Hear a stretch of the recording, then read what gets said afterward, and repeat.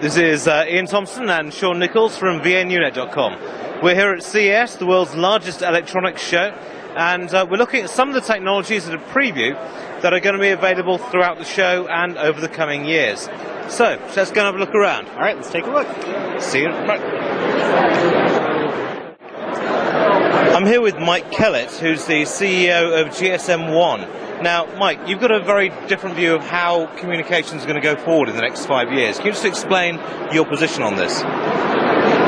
Well, our philosophy is that you need to take control of the GSM network away from the incumbent operators, because they presently have a semi-monopoly where basically a handful of international operators control the whole world. Our technology allows us to break through that wall, so it's a very disruptive technology, and it's a technology inside the SIM card and in the mobile platform itself.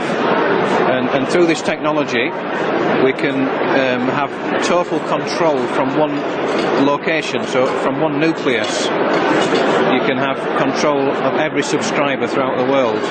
So in other words, you don't have to rely on the local telecommunications provider. You can just, once you've got this technology in your phone, you're essentially freed from that. Well, we have to use bilateral roaming agreements, but we use them the wrong way around, you could say, because every call our subscribers make is an incoming call, which means that we can cut out the complicated element of the foreign operator, i.e. when you want to check, as an example, you check your voicemail, your shortcode doesn't work on that local operator. Because of the way our technology works, we receive the information so that you can check your voicemail, that shortcodes will work universally. And the big cost saving is you cut out the foreign operator element who charges whatever they want and then pass the bill back to your own operator. We cut that element out, and so we control the cost as well for every user in every country.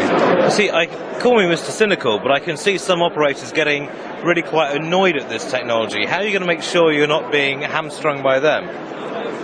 Well, the number one operators, they've gone from hating us to wanting to buy us.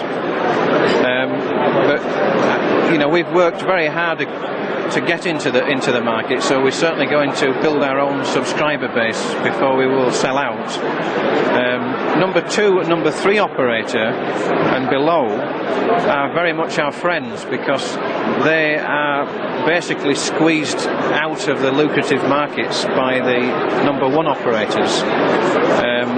So we're in a very interesting situation now, because there's so much pressure on the number twos and number threes to make profit, particularly in Europe, for example, that we're opening a new opportunity for providing services internationally that are interesting to people who don't even live in their country.